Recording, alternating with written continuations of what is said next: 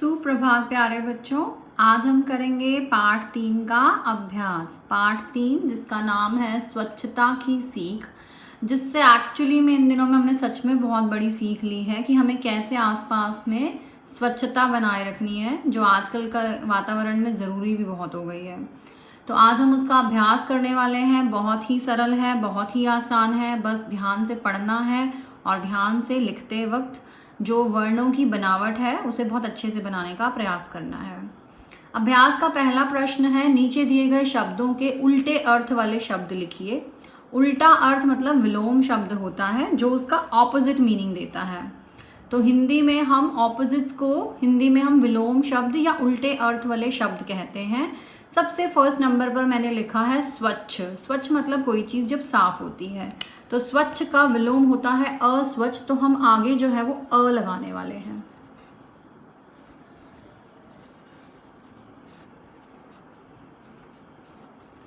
अस्वच्छ। अगला है प्रसन्न। उसमें भी अप्रसन्न होता है। प्रसन्न यानी कि खुश और अप्रसन्न जो खुश ना हो। अब आप कहेंगे जो खुश ना हो वो उदास भी होता है। वैसे हम उदास खुश का ऑपोजिट लिखते हैं, खुश का उल्टा शब्द लिखते हैं उदास। प्रसन्न में हम अप्रसन्न लिखते हैं। अच्छा बुरा, अच्छा बुरा। सफाई गंदगी, सफाई गंदगी। ये हैं उल्टे अर्थ वाले शब्द। अब हमने पढ़ो, समझो और लिखो में सुंदर, स्वच्छ, व्यस्त, मनुष्य, निडर, प्रसन्न, ये कुछ शब्द लिखे गए हैं। जो पहला था वो बुक में सॉल्व किया गया था, जिसमें हमने सुंदरता लिख दिया है। इसको क्या लिख दिया है? सुंदरता यानी कि ब्यूटी।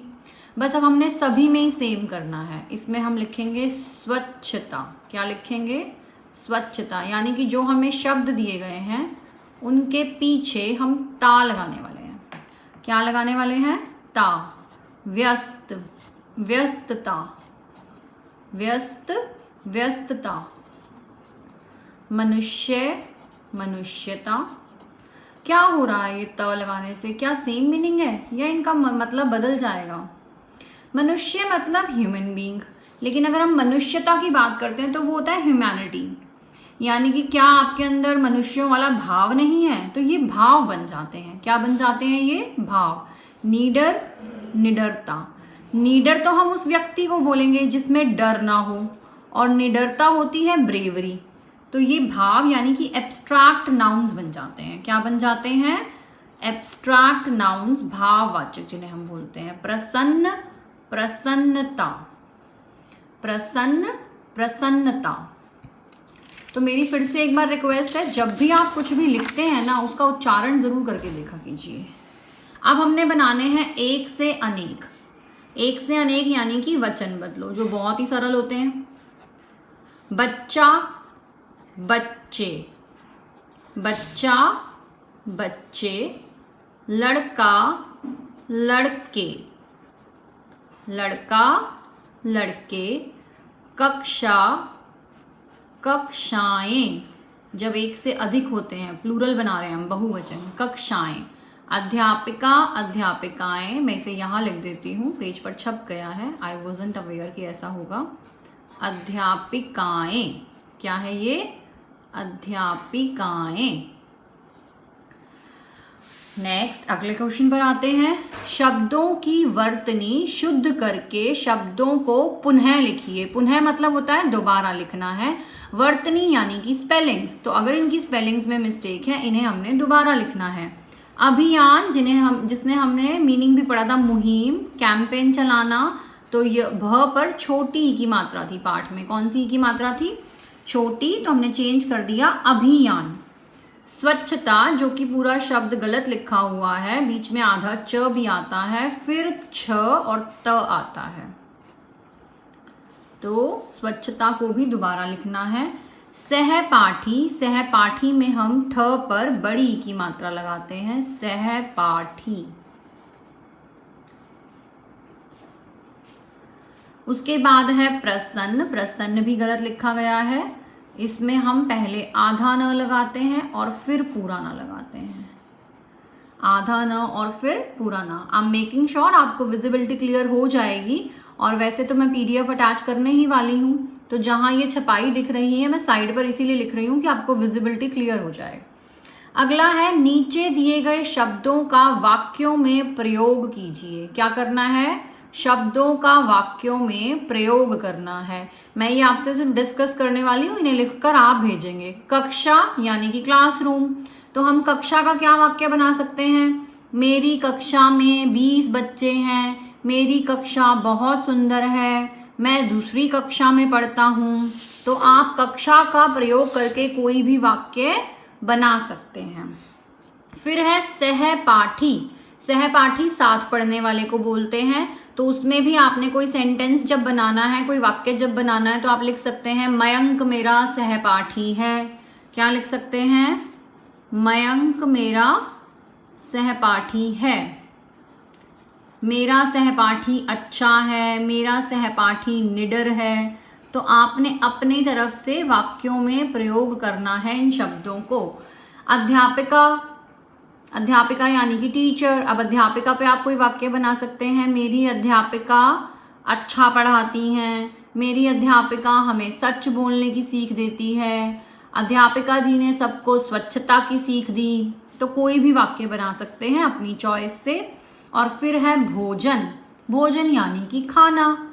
हमें साफ भोजन करना चाहिए, हमें स्वच्छ भोजन करना चाहिए, हमें भोजन करते वक्त आसपास सफाई का ध्यान रखना चाहिए। इस तरह से आप इन शब्दों को वाक्यों में प्रयोग करके खुद लिखने वाले हैं।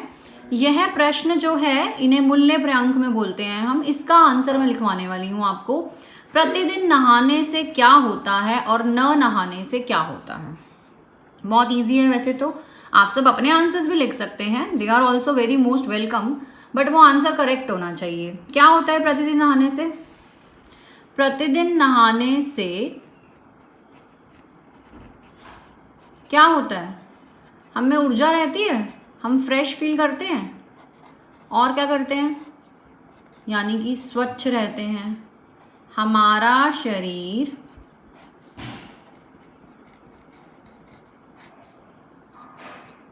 स्वच्छ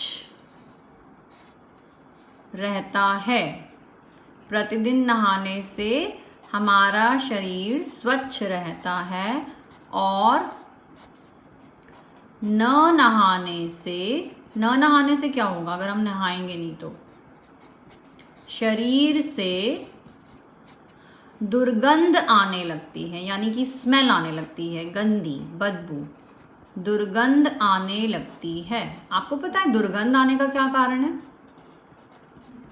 क्यों आती है शरीर से स्मेल अगर हम नहाते नहीं है? जैसे मान लो हमने ब्रश नहीं किया और ब्रश ना करने पे दांतों से स्मेल आने लगती है, बदबू आने लगती है। ऐसा क्यों होता है? क्यों आती है ये स्मेल? जब भी बॉडी में किसी भी ऑर्गन में स्मेल बनती है उसका कारण होता है वहां पर कीटाणुओं का जमा होना। और कीटाणु कब आते हैं? जब सफाई नहीं हो रही। तो इसका मतलब अगर हमने अपने शरीर के किसी हिस्से की सफाई करने में लापरवाही की, ध्यान नहीं दिया, तो वहां पर कीटाणु इकट्ठे होने लगते हैं, जिसकी वजह से शरीर के उस हिस्से से दुर्गंध आने लगती है। तो अपने शरीर की स्वच्छता के लिए ये बहुत ज़रूरी है कि हम शरीर के प्रत्येक अंग का, प्रत्येक मतलब हर एक अंग का अच्छे से ध्यान रखें, उसे अच्छे से साफ करें, ताकि किसी भी हिस्से में कोई कीटाणु जमा ना हो और शरीर के किसी भी हिस्से से दुर्गंध भी ना आए।